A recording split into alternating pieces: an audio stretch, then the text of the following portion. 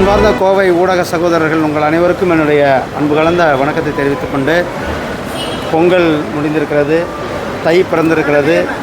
தை மாதம் பிறந்ததில் நமக்கு ஒரு நல்ல தமிழகத்தில் சூழ்ந்திருக்கின்ற அந்த இருள் விலகி ஒரு ஒளிமயமான தமிழகம் வர இருக்கிறது.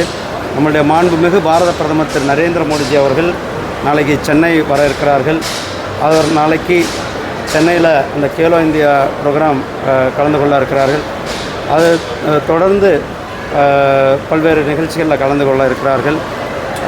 நாளைக்கு ஒரு முக்கியமான நிகழ்வாக டிடி பொதிகை ஒரு மிகப்பெரிய ஒரு மாற்றத்தோடு மக்கள் விரும்பும் வகையில் மக்களுடைய எண்ணங்களுக்கு ஏற்ப டிடி பொதிகையானது மாற்றியமைக்கப்பட்ட ஒரு புதிய சேனலை நாளைக்கு நம்முடைய மாண்புமிகு பாரத பிரதமர் திரு நரேந்திர மோடிஜி அவர்கள் அதே மேடையில் தொடங்கி வைக்க இருக்கிறார்கள்.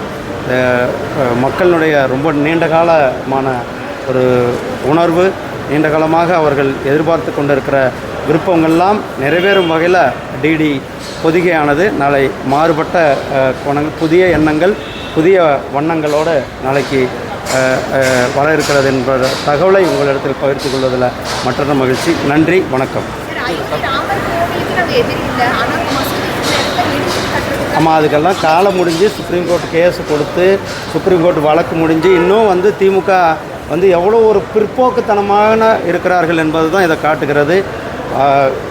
மக்களினுடைய எதிர்பார்ப்பு, இந்தியாவில் ஒட்டுமொத்த மக்களும் 500 ஆண்டு, ஒரு நாள் 2 ஆண்டில் 500 ஆண்டுகளினுடைய கனவு, லட்சியம், எண்ணம், அவர்களுடைய வாழ்க்கையில் என்ன நடக்கணும்ன்ட்டு பல பேர் வேண்டிக் கொண்டு அவர்கள் தியாகங்கள் பண்ணார்கள். அவர்கள் தியாகங்கள்லாம் நிறைவேறி ஒவ்வொரு இந்திய பிரஜையும் ஒவ்வொரு பாரத தேசத்தினரும் எதிர்பார்க்கின்ற அந்த மிகப்பெரிய ஒரு திருவிழா அன்றைக்கு தீபாவளி திருவிழா வருகிற 22ஆம் தேதி அன்றைக்கு இந்தியா முழுவதும் மக்கள் கொண்டாட தயாராக கொண்டிருக்கிறார்கள். இதில் டிஎம்கே இன்னும் ஒரு பிற்போக்குத்தனத்தோடு பேசி கொண்டிருக்கிறதை மக்கள் புறக்கணிப்பார்கள்.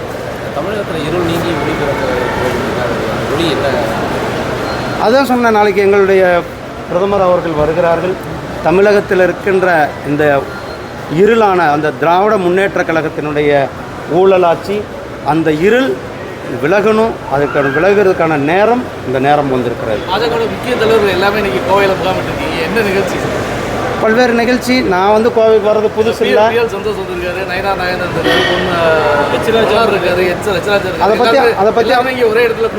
அதை பற்றி அப்புறமா உங்களுக்கு ஏதாவது விளக்கம் சொல்லுவாங்க. சம்பந்தமான ஆலோசனை. செய்திகளை உண்மைத்தன்மையுடன் உடனுக்குடன் தெரிந்து கொள்ள தி கிரேட் இந்தியா நியூஸ் சேனலுக்கு சப்ஸ்கிரைப் செய்து எங்களுடன் இணைந்திருங்கள் எப்போதும்.